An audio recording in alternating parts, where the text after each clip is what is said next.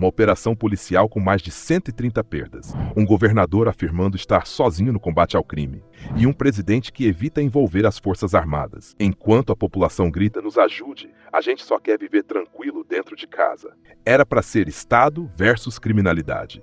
Virou disputa política entre Cláudio Castro e o governo federal. Mas afinal, quem acertou, quem errou e quem de fato tentou proteger a população presa no meio desse fogo cruzado? A gente vai remontar a cena, revelar os bastidores e mostrar as decisões que empurraram o Rio para esse abismo de insegurança. Muito por protagonismo político. Deixa o like, comenta e compartilha. Isso ajuda demais o canal. Recapitulando, no dia 28 de outubro de 2025, o governo do Rio deflagrou a Operação Contenção nos complexos da Penha e do Alemão.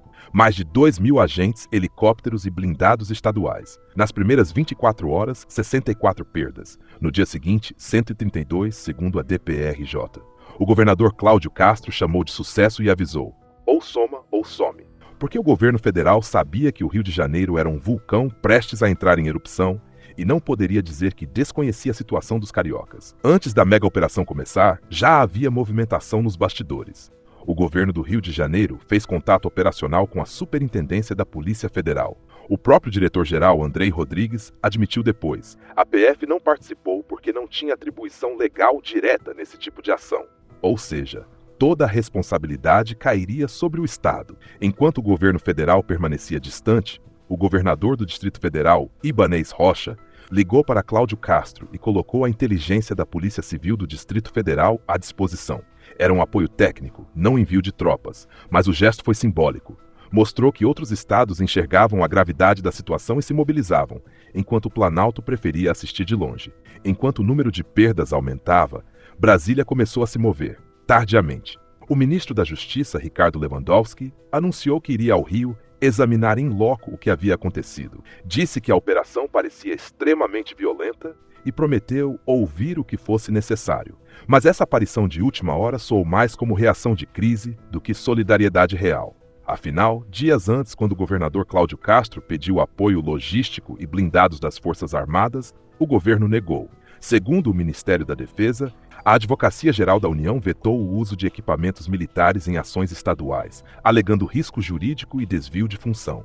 E o próprio Lula já havia deixado claro: as Forças Armadas não foram feitas para brigar com bandido em favela.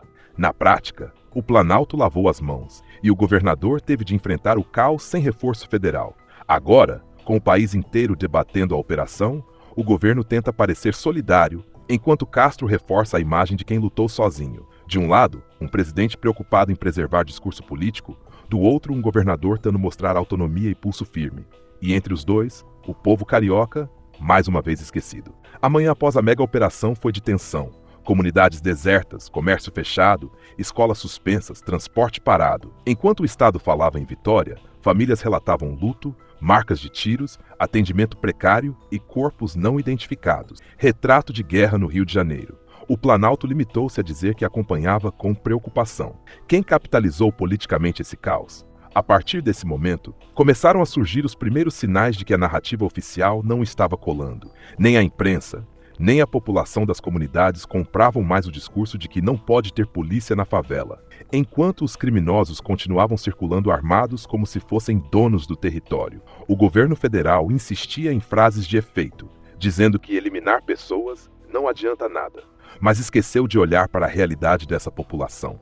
Gente que vive acuada, sem liberdade, com toque de recolher imposto por traficantes e direitos básicos restringidos. Pessoas simples que não pedem confronto, só querem viver sem medo. Foi aí que a opinião pública começou a mudar. A mesma mídia que no primeiro dia classificou a operação como excessiva, passou a perguntar: o que é pior, o confronto armado ou a omissão do Estado? Enquanto isso, vídeos do Comando Vermelho marchando com fuzis nas mãos e o silêncio do Planalto diante dessas imagens reforçaram a sensação de que o crime está mandando mais que o Estado. E a pergunta que ficou no ar, e até hoje o governo não responde, é simples: se o Estado não entra nas comunidades, quem é que manda lá dentro? E como tirar os criminosos de onde o Estado nunca mais voltou?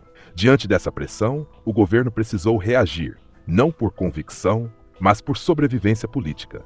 E é aí que começa a tentativa desesperada de Brasília de reconstruir a própria imagem. Enquanto a população tentava entender o que estava acontecendo, em Brasília o clima era de guerra declarada. Na Câmara dos Deputados, a sessão descambou em confusão.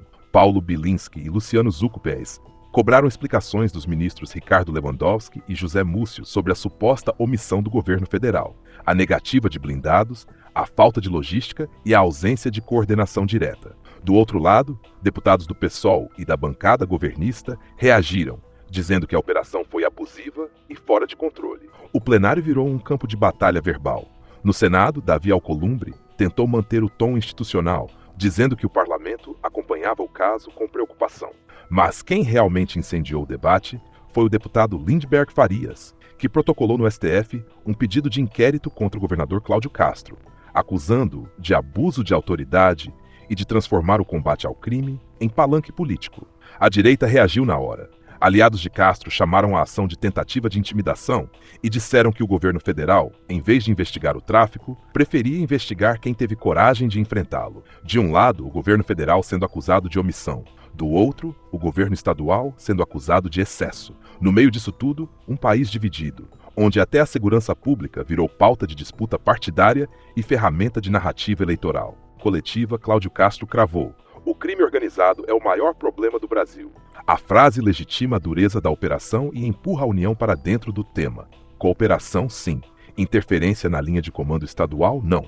Governadores de oposição articularam ida ao Rio para dar apoio político. Com a pressão popular em alta, Lula sancionou lei para endurecer o combate ao crime organizado, depois da tragédia. Ao mesmo tempo, houve demora na transferência de líderes do Comando Vermelho para presídios federais. O sistema aguardava a autorização.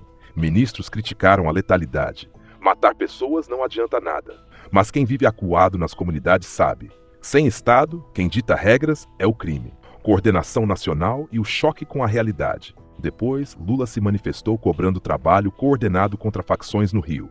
O discurso tenta recolocar Brasília no centro da solução. Tarde demais para quem esperava ação antes. No meio desse caos todo, existe uma proposta que poderia, ao menos no papel, organizar essa bagunça: a PEC da Segurança Pública. Mas o texto está travado no Congresso. Governo e oposição trocam acusações, mas a verdade é que ninguém quer perder espaço de poder. O governo federal diz que os governadores estão dificultando a tramitação. Os governadores rebatem, dizendo que Brasília quer centralizar demais e tirar das mãos dos estados o controle da inteligência e das operações. E é aí que está o impasse. Quem tem as informações sobre o crime nas ruas são os estados, as polícias locais, que conhecem o território, os chefes de facção, os pontos de tráfico e as rotas usadas pelo crime. A União, por outro lado, tem a estrutura, o orçamento e o discurso político, mas não conhece a realidade regional de cada estado. Por isso, os governadores temem que, se a PEC for aprovada do jeito que está, a centralização em Brasília pode se transformar num desastre ainda maior. Um governo federal mandando de longe, sem conhecer a realidade de cada canto do Brasil. Enquanto isso, o país continua com o mesmo modelo: operações isoladas, sem integração real entre União, estados e judiciário. Muito barulho, muito discurso e pouco resultado. No fim, essa mega operação deixou claro o retrato de um país onde a segurança pública virou bandeira de ego político. Governo contra governo, poder contra poder e o cidadão contra a própria sorte. A operação foi necessária ou virou apenas combustível para mais um embate político? O Estado está realmente no controle? Ou o crime é quem venceu? Comenta aqui embaixo o que você pensa sobre tudo isso. E se quer acompanhar outros assuntos políticos, entender os bastidores e as contradições do poder, se inscreve no canal, ativa o sininho e fica com a gente. Aqui a gente mostra o que muita gente prefere não explicar.